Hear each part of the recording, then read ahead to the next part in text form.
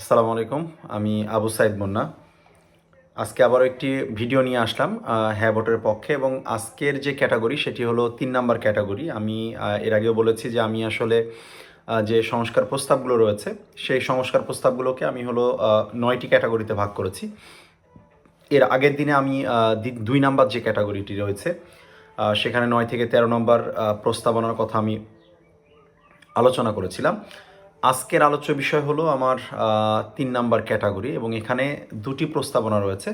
এই প্রস্তাবগুলোর মধ্যে একটি হলো ১৪ নাম্বার প্রস্তাব, এবং দ্বিতীয়টি হলো ১৫ নাম্বার সংস্কার প্রস্তাব। এই প্রস্তাবগুলোর প্রথমটিতেই যেটি আছে সেটি হলো, এখানে বলা হচ্ছে যে প্রধানমন্ত্রীর মেয়াদ সীমার ব্যাপারে এখানে বলা হয়েছে। আপনারা জানেন যে বাংলাদেশের যে সংবিধান রয়েছে, সংবিধানে বাংলাদেশে একজন ব্যক্তি কতবার প্রধানমন্ত্রী হতে পারবে, কত বছরের জন্য প্রধানমন্ত্রী হতে পারবে, বা কত বছর তিনি প্রধানমন্ত্রী হিসেবে থাকতে পারবেন, এই সকল বিষয়গুলো কিন্তু কোনো নির্দিষ্ট সময়সীমা বেঁধে দেওয়া নেই। তো এক্ষেত্রে আসলে প্রস্তাবনায় যেটি বলা হচ্ছে সেটি হলো যে একজন ব্যক্তি সর্বোচ্চ ১০ বছর প্রধানমন্ত্রিত্ব করতে পারবেন, অর্থাৎ প্রধানমন্ত্রী থাকতে পারবেন। এবং এখানে বলা হচ্ছে যে ১০ বছর পূর্ণ হলে আর তিনি প্রধানমন্ত্রী থাকতে পারবেন না। অর্থাৎ নির্বাচিত হওয়ার পরেও তিনি চাইলে হয়তোবা সংসদ সদস্য হতে পারবেন, কিন্তু প্রধানমন্ত্রী হওয়ার আর কোনো সুযোগ থাকছে না।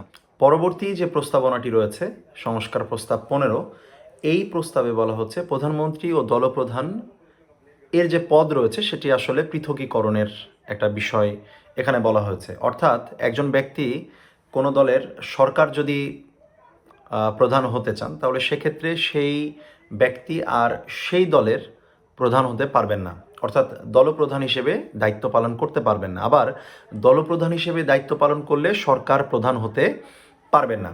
এবং এখানে আরেকটি যেটি প্রবলেম ছিল বা যে সমস্যাটি ছিল সেটি হলো সিদ্ধান্ত গ্রহণের ক্ষেত্রে সবচেয়ে বড় যে সমস্যাটি সেটি হলো যে দলীয় প্রভাব যেটি ছিল সেটি প্রকট আকার কিন্তু ধারণ করেছিল। এই কারণে এখন যে সংস্কার প্রস্তাবটি নিয়ে আসা হয়েছে, এখানে রাষ্ট্রীয় স্বার্থ প্রাধান্য পাবে বলে আসলে আশা করা হচ্ছে। ফলে এখানে আমরা বুঝতে পারছি যে এখন দলপ্রধানরা আর সরকার প্রধান হতে পারবেন না। আবার সরকার প্রধান হতে গেলে আপনি আর দলপ্রধান থাকতে পাচ্ছেন না।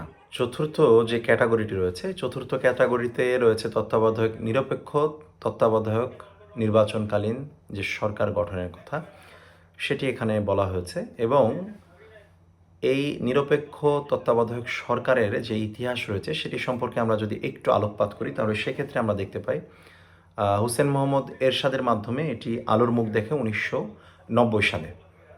১৯৯৬ সালে পরবর্তীতে প্রয়াত বেগম খালেদা জিয়ার সরকার এটিকে সাংবিধানিক রূপায়ণ বা রূপদান করে থাকে ত্রয়োদশ সংশোধনীর মাধ্যমে। পরবর্তীতে ২০১১ সালের ১০ মে বাংলাদেশের সুপ্রিম কোর্ট এটিকে অবৈধ বলে বাতিল করে দেয়।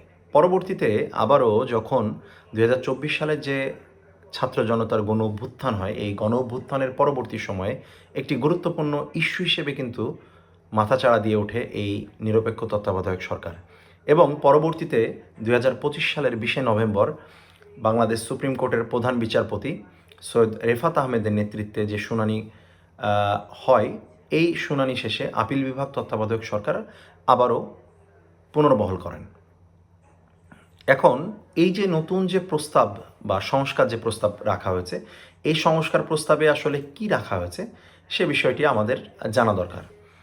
প্রথমে যেটি সেটি হলো যে পরবর্তী সময়গুলোতে আসলে কি ধরনের নিরপেক্ষ তত্ত্বাবধায়ক সরকার হবে সে ব্যাপারে এখানে বলা হয়েছে। নির্বাচনকালীন সরকার, আমরা সবসময় জানি যে ক্ষমতাসীন সরকারই দায়িত্বে ছিলেন এতদিন, অর্থাৎ শেখ হাসিনা মোটামুটি ২০১১ সাল পরবর্তীতে ২০১৪ সাল, ২০১৮ সাল এবং ২০২৪ সালের যে নির্বাচন করেছেন প্রত্যেকটিতেই তার দলই ক্ষমতাতে ছিলেন, অর্থাৎ নির্বাচন পরিচালনার দায়িত্ব তারাই নিয়েছিলেন। তো এখানে বলা হচ্ছে, সংস্কার প্রস্তাবে বলা হচ্ছে অবশ্যই তত্ত্বাবধায়ক সরকার হবে নিরপেক্ষ। দ্বিতীয় যে বিষয়টি বলা হচ্ছে যে আসলে এই তত্ত্বাবধায়ক সরকারের সরকার প্রধান কে হবেন।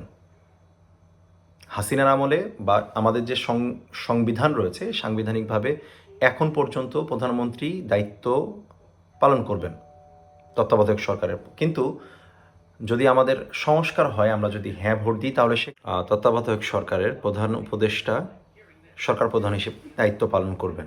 সরকারের ভূমিকা নিয়ে পরবর্তীতে আসলে যে বিষয়টির কথা বলা হচ্ছে, যে বর্তমানে যা আছে সেখানে দেখা যাচ্ছে পূর্ণ নির্বাহী ক্ষমতার কথা বলা এখানে রয়েছে।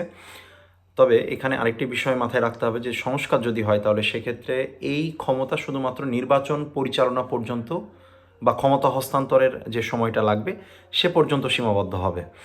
মেয়াদের ক্ষেত্রে যেটি বলা হচ্ছে সেটি হলো নির্দিষ্ট কোনো মেয়াদ নেই। তবে যদি সংস্কার হয়ে থাকে, অর্থাৎ হ্যাঁর পক্ষে যদি আমরা ভোট দিয়ে থাকি, তাহলে সেক্ষেত্রে বলা হচ্ছে সর্বোচ্চ 90 দিন, এবং এক্ষেত্রে যদি কোনো কারণে অপারগ হয় তাহলে সেক্ষেত্রে বলা হচ্ছে যে আরও 30 দিন, অর্থাৎ বিশেষ ক্ষেত্রে আরও 30 দিন এক্ষেত্রে বাড়ানো সম্ভব হতে পারে, বা বাড়ানো যেতে পারে, বা বাড়ানো হবে। 16 নম্বর প্রস্তাবের আরও একটি গুরুত্বপূর্ণ অংশ হলো যে প্রধান উপদেষ্টা যিনি হবেন, ইনি আসলে ইনার নিয়োগ পদ্ধতি কেমন হবে। আগের যে পদ্ধতি বা বর্তমানে যেটি প্রচলিত রয়েছে সেটি হলো, আমরা জানি নিয়োগ প্রক্রিয়া রাষ্ট্রপতির মাধ্যমে এবং পুরোপুরি রাজনৈতিক কেন্দ্রিকতার উপরে বিবেচনা করে আসলে একজন প্রধান উপদেষ্টা নিয়োগ, তো এখন তো আর হয় না, আসলে প্রধানমন্ত্রী প্রধান উপদেষ্টার দায়িত্ব পালন করে থাকেন।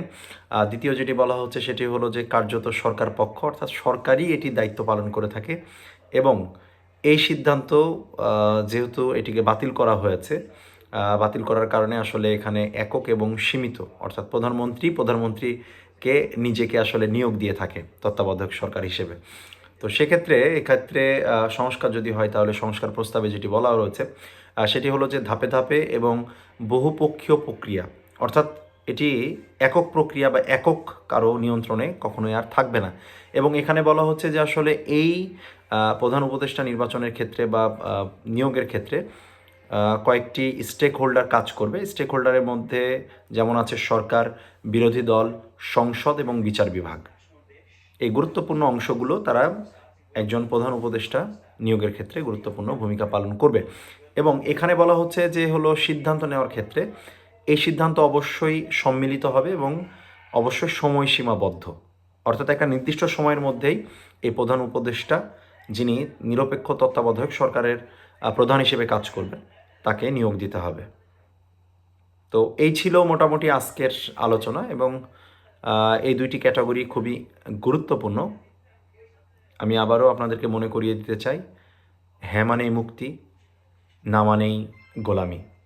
তাই আসুন নিজে ভোট দিই হ্যাঁ, অন্যকেও ভোট দেওয়ার জন্য উৎসাহিত করি। সকলে ভালো থাকবেন। আসসালামু আলাইকুম।